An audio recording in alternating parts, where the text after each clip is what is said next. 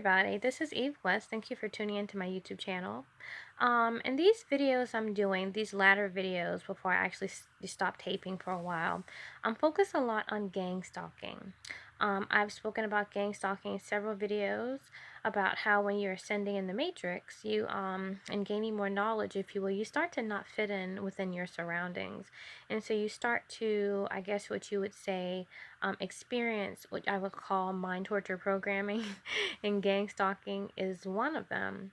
And so gang stalking is when people who are targeted, if you will, people who are targeted within the matrix, you are harassed, if you will, in different places, such as, it could be public places.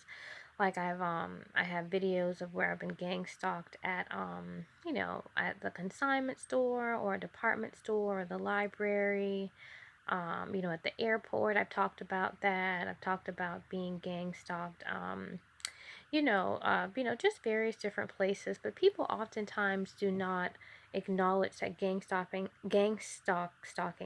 happens within your familial structure, where your family and your friends are also targets, if you will. And so I have actually endured some of my worst gang stalking within my dwelling. And so I talked about how, my mother asked me to relocate back here to Charleston. I had gotten a job in Atlanta, and I was really kind of wrestling whether I should take the job or not. But I took my mom's advice because she didn't want me to go to Atlanta in the first place. And so when when things didn't go as well as I wanted them to go in Atlanta, I decided to not take a job that I had gotten and come down here. But I did not make a conscious decision to do so, because in coming here, I have been subjected to very strict um, um, guidelines and rules and things like that that are very inhumane. And so in this video, I'm really trying to shed light, put light on a lot of the gang stalking tactics that have been used against me, mainly by my mother. In this video, you're going to hear her, really do, a lot of yelling and some cussing. So beware. She is going to, what you say, really not want to talk about the restrictions that she's imposed upon me. In fact, if you listen to her, she's definitely going to try to divert the conversation away from acknowledging the specific restrictions, because one thing about gang stalking is very covert. And so the people who are gang stalking you do not want to disclose why they're gang stalking you or why they're imposing restrictions, if you will. And so my questioning is really trying to kind of get her to shapeshift out, really, and to acknowledge that she's just really trying to be harassing and being nasty. Also, too, she accuses me within the video to be cooking, that I cook too late at night. My parents oftentimes, they cook later at night, like around 10:30ish or so. And so, oftentimes I'm out, working and uploading my videos and stuff like that anyway, taping and so forth, working on my book, what have you. And so, I typically don't get back until around midnight or so. And in getting back around midnight, that's when I typically eat. But she accused me of eating around 3 in the morning, which was not true. And then when I told her that I don't eat around 3 in the morning, she actually switches it to 1 or 2. So she really, you can tell from her rhetoric that she's lying. That she is lying. Um, she does not even really know the exact time of when I eat. And so, she keeps going back and forth. Like, for example, in the video, you will see that, I try to get her to, acknowledge some of the restrictions that she's been putting me through as I've, been gang stalked within this dwelling. And so, I tell her I use the oven in the morning since, they have restricted me from using it after 6 at night. And so, in doing that, she even acknowledged I actually use it in the morning. And so, but she's still arguing with me about when I use the oven. So really, and she even confides in the fact that she doesn't even want me to use the oven. She says, I don't want you to use my oven at all, but if you have to use it in the morning, which I do, and which she acknowledged. And so one thing about gang stalking is very psychological, and a lot of things, if you don't really catch it, if you will, they kind of get past your reptilian brain, but you have insight. And even if you watch this film over and over again, you'll be able to catch if you will, a lot of the lies that she's trying to impose upon me, to know that she's really making accusations that have no validity whatsoever, because she keeps changing. She keeps changing her times and so forth. And so I just really wanted to kind of shed light on that. And also too, because oftentimes in gang stalking, it makes it look like things are done for the individual to I don't know, to be good to the individual. Like when I was at the consignment store, whatever, and the person was harassing me about potentially stealing something out of the store. And she said, well, we want to protect your belongings as well. So it's always trying to put it on the targeted individual, like, we're doing this to help you. And so at one point in the video, you can barely hear it. But, my dad says something along the lines of, it's not safe out there at night or something. And so I said, oh, well, you know what? Since you're concerned about my safety, do you want me to take the car? I prefer not to drive, really, anyway, nowadays, because walking helps me with all the psychological programming I get. Walking helps me to stay in my body. It's a type of yoga in a way that I do. But I wanted to point out the car thing because my parents have 2 cars and they're older and they really don't drive them.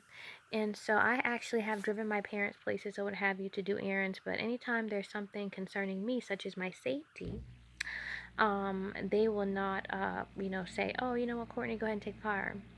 And so this is very sick and this is very sad. And it really exemplifies and shows how with gang stalking, it's said, oh, we want you to be safe, but you can't take the car. Or we want you to be safe, but we're going to impose these restrictions upon you and not going to make a way for you to be safe. So there's always like, saying something, but actually not facilitating an environment for the opposite of what they're trying to convey. So this is very disturbing. It's a very disturbing video, so beware. It's hard for me to listen to it because it is so evil, if you will, how my mom actually lies and how she, pretty much attacks me. And, even physically, because I spoke of how my mom physically attacked me. And so in this video, you'll hear me tell her, not to put her finger in my face. And so I'm very calm throughout the video, if you will, but she's very nasty. So here we go.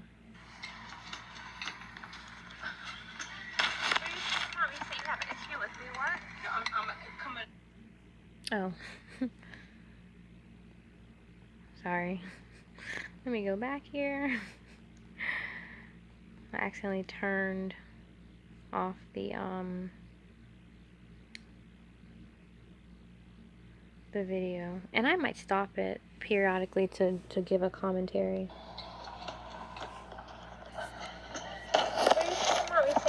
With me, what? Yeah, I'm coming here at 2 o'clock in the morning for some food. I'm high, I don't cook 2 o'clock in the morning. Well, look at they ain't gonna be done. 1 o'clock in the morning and 2 o'clock, you'll be cooking no food on my stove. If you can't come in here a decent hour, you can come. Okay, so she said that she has an issue with me cooking at 3 o'clock in the morning. But here, you've heard her say, move it away from 3 o'clock to now 1 and 2 o'clock in the morning. That's what she said. Maybe I should rewind that so you can hear it. Well, 3 o'clock in the morning. Well, look at they ain't gonna be done. 1 o'clock in the morning and 2 o'clock, you'll be cooking no food on my stove. If you can't come in here a decent hour, you can come in here and eat now. Well, you gotta run the street for. You go and stay in the street half of the night. I need to go to the grocery store, but what is the appropriate time that I should cook? Because I know you said that I should not be using the oven after 6. I don't want you using my oven at all. You can use it. If you got to use it in the morning. Okay, well, I've been using it in the morning, but I knew you originally told me that. No, you use my oven anytime you feel like. 4 o'clock, 5 o'clock, 6 o'clock, anytime you feel like. When you told me not to use the oven, I stopped using it until the morning time. So actually, I've been using your oven in the morning, but you told me not to use that. Child, you'll be cooking in the oven 5 o'clock in the morning. I just want to go through all the things you've been telling me. Okay, so she told me that using the oven after 6 o'clock at night is not appropriate. And the rationale that she gave for this, I have it on another video, was really odd. Because she said that I should not use the oven after 6 because it's too hot. But I told her, I told her that's fine, but I said that it doesn't make sense because it's hotter during the day than it is at night. And so that was the original reason why she told me to stop drying my clothes in the dryer at night, because or or during the day. Actually, it will start off at night. Then she said don't dry during the day because it's too hot during the day. So these are very conflicting things, if you will, that she's saying. Like I said, very psychological games. So you said not to use the oven Tony, after I'm 6. tired of you. And also And with the middle of the night with the cooking dryer food in my oven. and with the dryer. You hear what I said? I'm talking to you. Well, no, I'm trying to your get mother. I'm talking to you. Listen to me. Okay, I'm listening. Go ahead. Okay, I'm tired of you cooking and here in this kitchen in the middle of the morning. I'm sick and tired with that. I'm tired of you going out there, walking out there in my house, coming here at 1:30 in the nighttime. I'm tired with that. I don't tell you before. I don't come in my house that time of night. I don't want nobody. You know something? You need your own place. You need your own place where you can bring and come and go when you want to come when you want to. This is my house. This ain't your house. This is me and Charles' house. Oh, you don't got. And so, also, I wanted to kind of pause right there too, because people who are facing gang stalking, the whole programming is to actually push a person into really being destitute after a while. Like I said, my mom actually asked me to come back here, if you will. And so, in asking me to come back here, and to impose all of these restrictions upon me, and to treat me really in such horrible ways is very telling, very telling. But her mentioning, oh, you need your own house, whatever the case is, really kind of, indicates, and she even mentioned something too about welfare. She was like, oh, you need to get on welfare or something like that so you can, take care of yourself or something. And so, really, a lot of this rhetoric validates that people who are targeted individuals within their home, how we're lied to, subjected to severe restrictions, physical abuse at times, and also, pushed out of the home because things are so restrictive and people are so mean and nasty that you feel forced to leave, if you will. And so, I'm not going to leave here. I'm going to do my tapes and I'm going to expose and put light on what's actually been happening within my dwelling. But let me just continue with the video. That's right. Since you signed for this house, then it's yours, right? I ain't asking you No, nothing I'm like that. asking you. Yeah, I signed for it. My name is on this house. Okay, well, I understand that. So what I'm trying to say is this, is that, as far as all the different things that you're asking for, because since I've been here, you've been asking for multiple things. And you don't do none. You do just what you want to do. No, you don't. You do what you want to do. This is my house. Well, I don't want all these lights on 5 o'clock. And also, too, when she says you do what you want to do, that's not so. Just like, for example, I try to adhere to her restrictions when I can. Sometimes, for example, if I come in a little bit later, it's beyond my control. Say if it's raining outside and I can't upload during the day, like today it was raining, so I came in later than the time that she deemed to be earliest to come in. but there are exceptions, if you will, to the rules. Like, for example, when I came in tonight or what have you to cook, the kitchen was very disgusting. The kitchen was disgusting.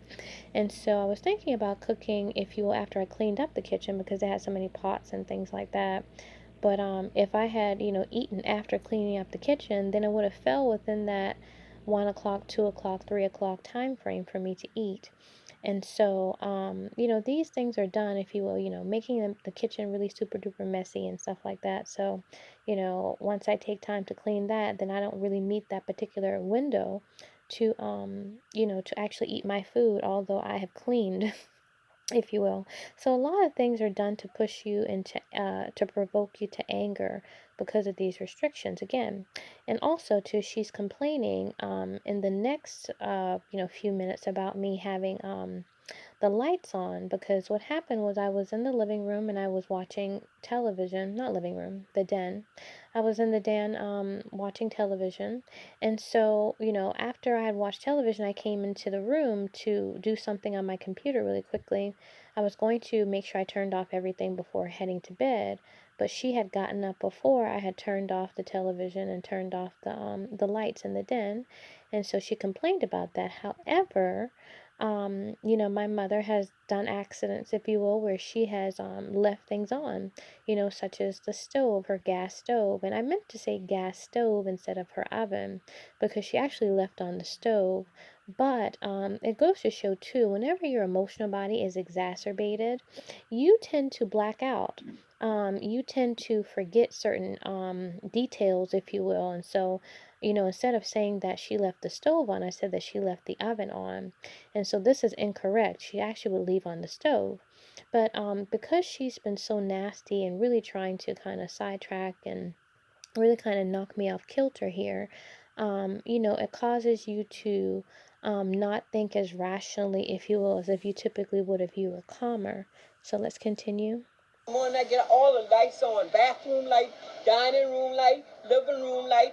Okay. This light, your light, all that light on. You don't pay no damn light bill. Well, let me write this down. I'm tired with that. Straight. You come here and take advantage. You take advantage, Courtney. Let me look at this. You need to do better. Let me write this down. You take advantage. I'm tired with it. So you told me not to use the oven after 6, right? Yeah, don't use my oven. Don't use my oven. Now don't use the oven at all. Okay, so first you said I'm sitting here. Don't use the oven, and then it's don't use the oven at all, and then it's use the oven if I'm sitting here. Use the oven. So I decided to write these things down because I think they sound absolutely crazy, if you will. But, to say that, oh, you can use the oven, but I have to be sitting here while you use it, is really childish and petty and disgusting coming from a mother. I would never tell my daughter, ever tell my daughter something like this. This is evil. And so this just goes to show, and think to yourself, because I know that, some mothers are going to be watching this video. Would you tell your daughter this if you're a good mother? Because, in this incarnation, I'm playing a good mom. And so since I'm playing a good mom in this incarnation, I would never, ever, tell my daughter, well, you know what, you can't use the oven, but if you use it, you need to make sure you're using it while I'm sitting here. What would be the rationale for that? Other than to be nasty and disgusting and to be evil, really, because that's what this is. If I'm sitting here. Okay. And so, you know exactly what I'm saying. I don't want my damn light on, no 4 and 5 o'clock in the morning, and the TV on, and you in the bathroom with your light on. Cover up, you in your computer. My bathroom on. I'm tired. Well, I came into my room for a second just to look at something. You in the bed, cover up. Well, no. I was laying in the bed. You're right, I was. But the thing, I was planning on coming back out here and turning that stuff off. I don't know why you got all. I don't want them stuff on in my house during the night. Let me tell you, you don't pay no bill on head. Well, the gas bill is high. I apologize. The gas bill high enough. Well, you've left the gas stove on multiple times. I've come here and say, Mom, I don't leave my gas stove on. You've left your oven on. I come multiple times. I've come here and I said, Mom, you left it on. No oven on. I don't leave no oven on. Yes, you have. You've left it on multiple times. Now look at you. Don't leave them on. You don't put. Don't tell me what. Mom, don't tell me what. Don't tell your hand in my face. Don't tell. Okay, I wanted to stop it right here too because I did tell her she leaves the oven on. That's not true. She actually would leave the stove on, which is the gas, because there's no gas oven, there's a gas stove. So they have a gas stove, and she would oftentimes leave it on by accident, which is actually running up her gas bill that she accused me of running up. And I've actually gone to my dad several times and said, Dad, have you meant to leave? Did you mean to leave the gas on? Because the gas is on, there's nobody cooking or whatever, there's nothing on it, if you will, or even sometimes there is something on it, but there's nobody's unattended, and so they forgot about it. So she made a mistake. But if I make a mistake, such as leaving the light on and the television on because I went back to my room to do something on my computer and planning to come back to turn it off, then there's an issue with me making a mistake, so to speak. So, that I really have no control over when you think about it in a very metaphysical way. This is very nasty and disgusting, if you will, to actually think about. And also, too, she started to become physical and put her finger in my face. I don't feel. You need to leave me alone. Leave me alone, Mom. You need to leave me alone. Putting your finger in my face. Courtney, you need your own space. Okay, so let's talk about this. So these are the different things. So you said that the oven, you can't use it after 6. Then you said that don't use it at all. And then you said only use it if I'm sitting here. That's what you said. So as far as the dryer is concerned, I'm just trying to get the rules together, Dad. So with the... Okay, I'm gonna go. I want to get this right. So with the dryer, you told me before that I should not use the dryer at night, right? Oh, I'm not arguing. She's the one arguing, putting her hand in my face. I already tell you. I can do anything.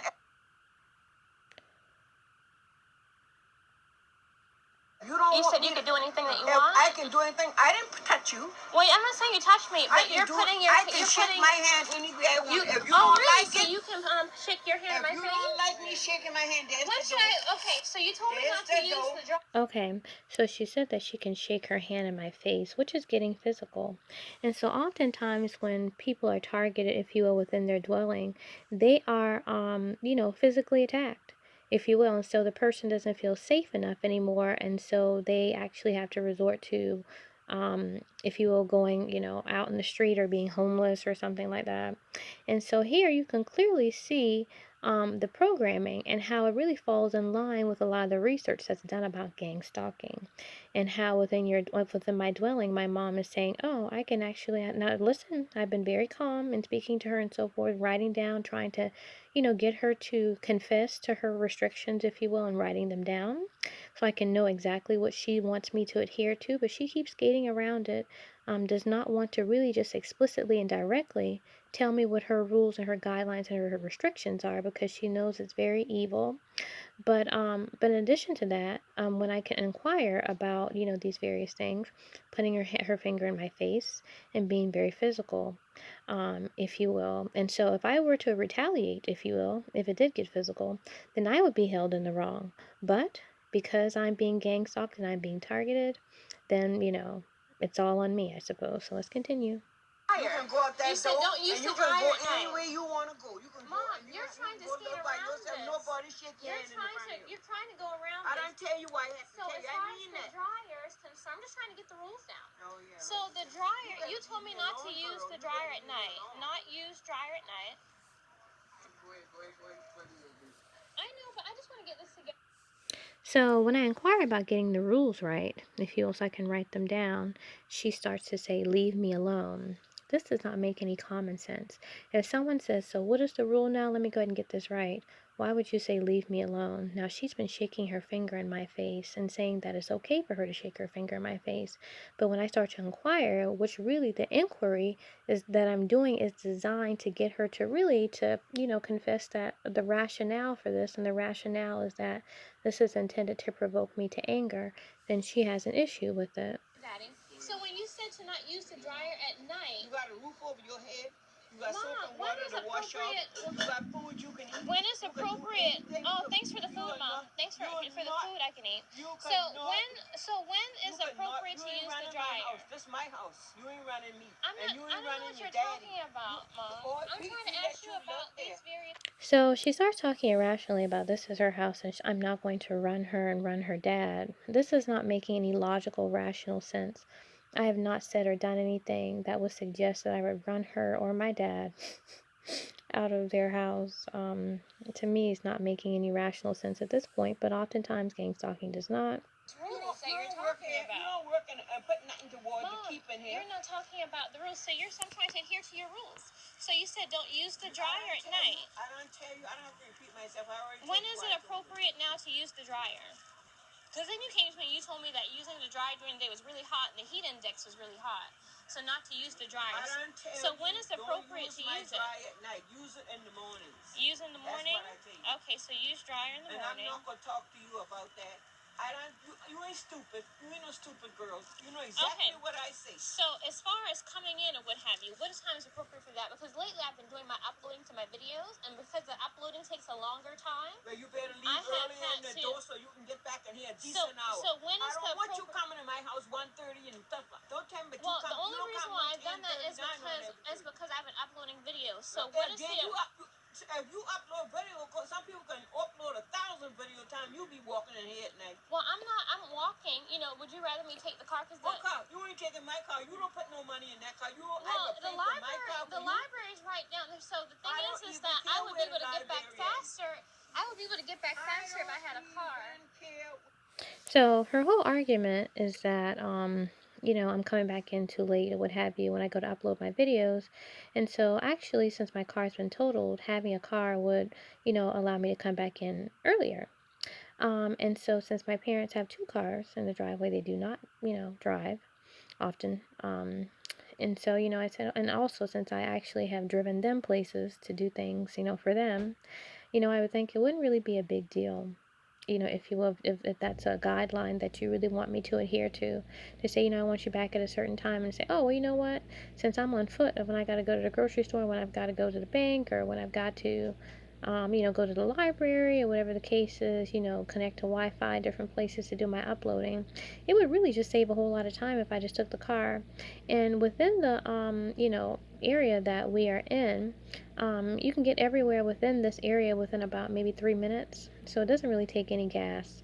And, it's a very small area, it's a very small suburb of Charleston. And so this is really not making any common sense. I have a license. So it doesn't make any common sense for her to say, oh, you're not using my car because you don't put any money in my car. That makes no sense. Because my car got totaled. If you can't do what you gotta do in the daytime, do not walk in my house there and that's a bunch of bullshit. Well, Mom, what I'm trying to say is that, if you're concerned with being back at a decent time, I know you and Dad have two cars here, and oftentimes you're not driving. You said the right thing. You said the right adjective for it. You and Dad, me and Charles. That ain't your car. Okay, I agree with that, but you're saying that you're having an issue with me coming in I still at got a certain issue. Time. If you can't get, so what I'm telling you is that I would be able to come back at a more decent time. Listen, stop talking over me. Stop talking over me. Why are you yelling, Mom? I don't feel comfortable with this. If you can't get here a decent time at night, that's your business. Okay. You need to get you someplace to go to welfare what you're and apply for someplace to stay. Go to welfare and apply for someplace to stay. So, yeah, like I said, targeted individuals, we're attacked physically, emotionally within our dwellings. And so, the whole process, if you will, is to actually force you into some type of public assistance or something like that, or force you into the street, if you will. That's the whole dynamic, if you will, of the programming. And so that's why she mentions something about welfare. Okay. So, what is the appropriate time that I should be back? Let me write this down. What is the time? I'm trying to figure this out, Mom. You're not giving me the rules that of this house, the restrictions under Saturn. So tell me the planetary restrictions. You better leave me alone, girl. You know what time you're supposed to. No, no, I'm asking you, Mom. Why are you being? So again, she's not wanting to be forthcoming, if you will, with the information, because the information convicts her. Really, she doesn't want people to really know what she's been telling me to do within this dwelling, because if she confided in that, and if she gave that information, and said it out loud, all the various restrictions, it would come off as being very devious and very evil. Again, I keep probing her within the conversation, but she does not want to shapeshift out and to and talk about why she's doing this to me. Early enough for you to be in that street all night. So I'm tired with it. So you said 10:30, 11 o'clock is when you want me in. Okay. So the thing is I'm going to the grocery store, so it's going to be after 11 before I get back. So I guess we'll start that tomorrow. All right, and so you said cooking on the stove also. You said cooking on the stove at a particular time. You said that this morning you had food. You've been eating food at 5 o'clock this morning. You've been cooking grits and eating food in there this morning. Well, people eat breakfast in the morning. You don't need to be eating in my house coming there cooking there 4 o'clock, 3 and 4 o'clock in the morning. No. You said 5 o'clock first. Oh, you said 5 o'clock you were eating, but you've been cooking 3 and 4 o'clock in the morning. No. Okay, so my mom first said that I was cooking breakfast at 5 o'clock. That's what she said. But then when I told her, when she started saying, you're not going to be here cooking at 3, I said, well, Mom, you just said 5. And she said, and let me just tell you now, grits doesn't take 2 hours to cook. So why would it take 2 hours from 3 o'clock to 5 o'clock to actually, eat my breakfast? It doesn't make any common, logical, rational sense. But let's keep going. It was after. I came in there. I know what time you were. It was after 6 o'clock that I cooked breakfast this morning. So what time is appropriate? That's a lie. Yes, it was. I was here after 6 o'clock cooking breakfast. Now last night when I cooked dinner, after I uploaded my videos, if you will, then I did come in here and cook dinner. So tell me, what's the appropriate time to cook on the stove? Eat breakfast, have breakfast food, then you come back and eat two food. You eat 2 meals. Oh, you said don't eat 2 meals. Should I eat one? You eat 2 meals right behind the other one. No, I did not eat 2 meals right behind the other one. I cooked last night, and then I cooked breakfast this morning. Last night, even though since you come back and cook the breakfast, last night you eating here last night. Yeah. And you come to Courtney. I You said it's too dangerous. Would you rather me take the car, Daddy? I don't care. Since you feel it's dangerous, so you don't want me to take the car? You about to go somewhere, Daddy? I don't want you to take my car. I wanted to point out too, he says, my dad says, it's dangerous out there, if you will. And so, if that were the truth, and he really felt that it was dangerous, then he would allow me to take the car down the street to the grocery store. The grocery store is a mile, if that, away from from where my parents live. And so, as you can see, this is just very strange, just a lot of lying, accusing me of lying, but clearly on this tape lying about when things take place. Because you don't provide for it. But you're also concerned about me being in at a certain time. You're concerned about my safety. It seems like if you're concerned about my safety. I'm concerned about your safety. You do what you want to do. If you're concerned but about just my not safety, in my house. and I'm walking because my car got totaled, it seems like you would say. I don't care about your car getting totaled. I didn't total your car. I didn't total your car. Well, let me just. Oh, I didn't say that you did, but let's say this is Lark. If Lark is trying to get her business off the ground, right? And Lark has to walk her car got totaled. She has to walk to go to the grocery store. Lark has to walk to, upload some videos and stuff like that. Child. You was a grown I'm saying woman, if she's older. 38 years old. If she's older. I am not going. Always trying to divert the conversation. So, for example, like say if I try to, legitimize my point of view by using, say, my daughter, for example. She's only 8, but, if she were older, what have you, I would not be subjecting her to this if I thought, oh, I'm concerned about your safety, what have you, or I want you coming back at a decent time. I would allow her provisions to do that. So everything within the matrix is about square and circle scenarios where you're told to do something, but your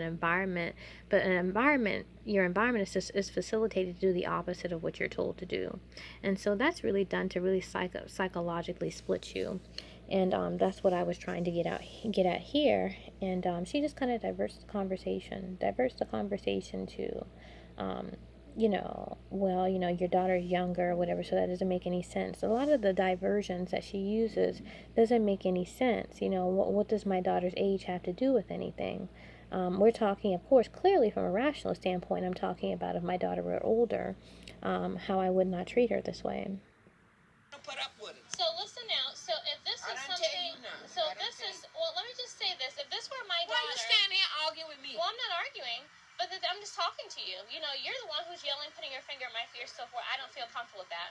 But the thing is this, is that if this were Lark and she was older, right, like my age, and she said, you know what, Mom, my car got totaled and I'm really trying to get things together.